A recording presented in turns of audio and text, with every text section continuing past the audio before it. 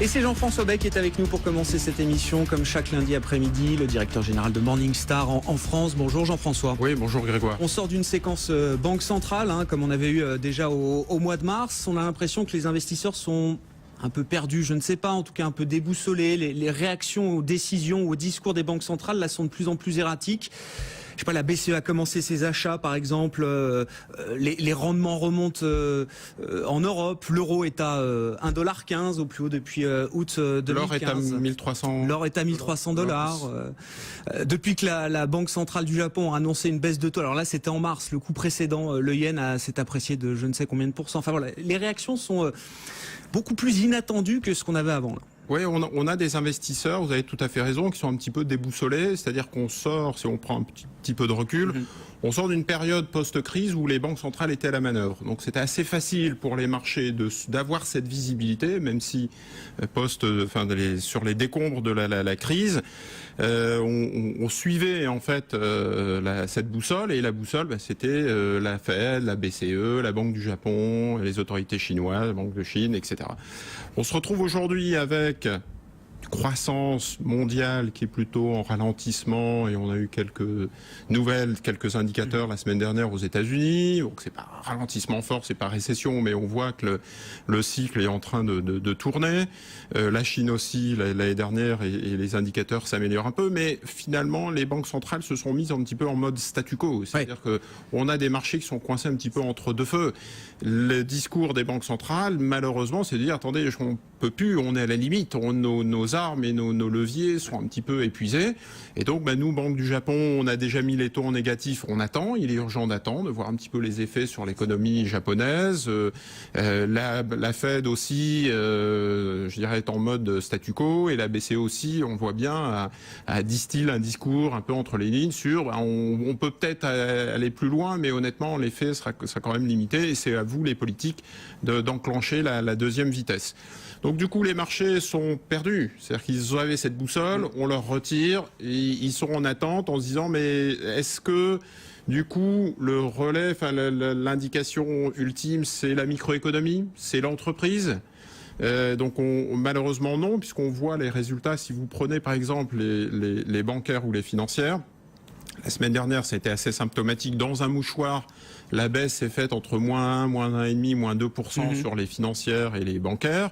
Et depuis le début de l'année, on est sur AXA à -12%, Crédit Agricole -12%, BNP -12%, Natixis -12%, Commerzbank -15%. Et ça, c'est des baromètres d'activité. Enfin, je veux dire, faut pas se leurrer, mais c'est... Oui, mais ce que je veux dire, c'est qu'il n'y a aucune dispersion sur les valeurs. Les PE de AXA, de Crédit Agricole, de BNP, de Commerzbank, de Natixis sont à 9. Précisément 9. Ouais. Tous les robots se sont mis en ligne pour apprécier le secteur d'une même façon.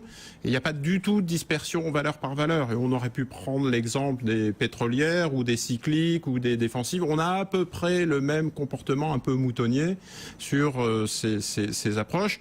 Donc on se dit, alors si c'est pas la microéconomie, si c'est pas la macroéconomie, qu'est-ce qu'on fait? Qu'est-ce qu'on fait et qu'est-ce qui reste? Avec quel prisme est-ce qu'on regarde les choses alors?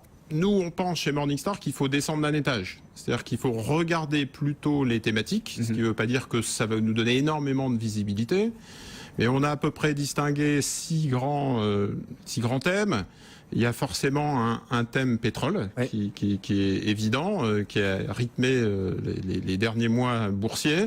Là, on a qui reste de mise, ce thème pétrole ou pas? Parce que c'est maintenant la grande question. Maintenant qu'on a eu là, on a quasiment doublé sur les plus bas sur le baril. Il y a des valeurs qui se sont envolées effectivement par rapport à leur plus bas après avoir été massacrées.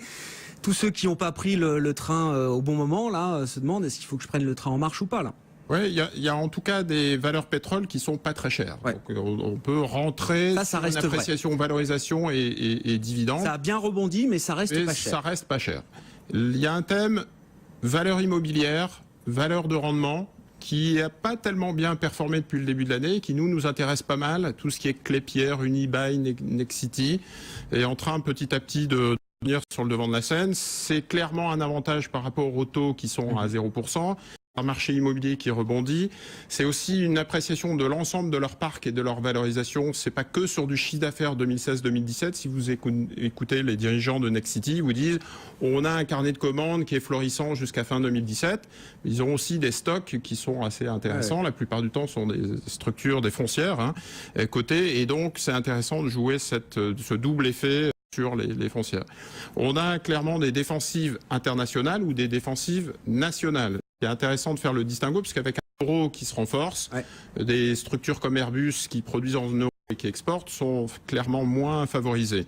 Défensive nationale, donc plutôt orientée domestique, type contrat, télécom, concession, on a beaucoup parlé des concessions aussi. Ça intéresse, parce que ça a été plutôt massacré. Des EDF, Engie et autres structures de contrat ont une approche rendement. Nous, on est un peu contrariant, et c'est des éléments qui nous intéressent. On va retrouver bien évidemment le bloc des bancaires et financières, qui nous intéresse assez peu, dans le sens où le secteur est plutôt en crise aujourd'hui pour plein de raisons.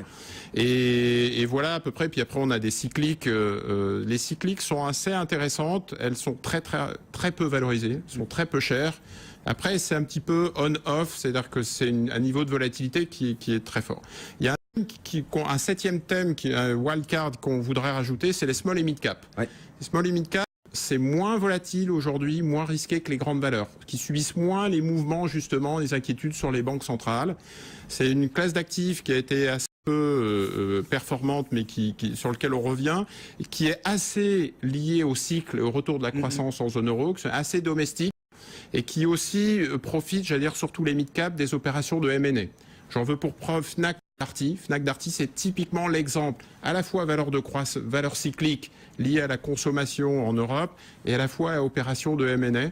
Et donc c'est, j'allais dire, la septième thématique. Sinon, les autres thèmes qu'on a évoqués ensemble restent vrais. On avait parlé de l'or, on avait parlé de l'immobilier, on avait parlé des valeurs, la diversification internationale des portefeuilles, diversification sur du high yield.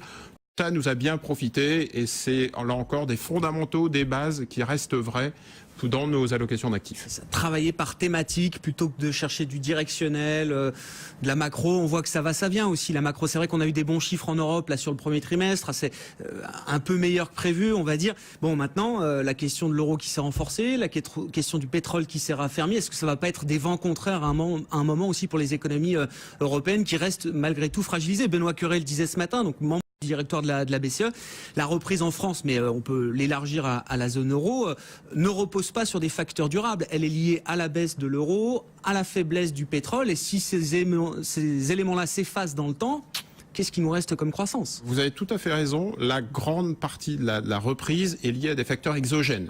Euro, baisse des taux, donc ou exogènes ou techniques liés à Mario Draghi. Le second souffle sur le marché, la reprise durable, passera nécessairement par la top line, le chiffre d'affaires et la croissance des bénéfices. Sans momentum, sans croissance des bénéfices, on n'aura pas un marché haussier durablement. Pour l'instant, on n'a pas ces deux éléments-là, la croissance du chiffre d'affaires et la croissance des bénéfices en zone euro. Et donc, c'est ce qui fait que le marché reste un peu coincé entre deux feux.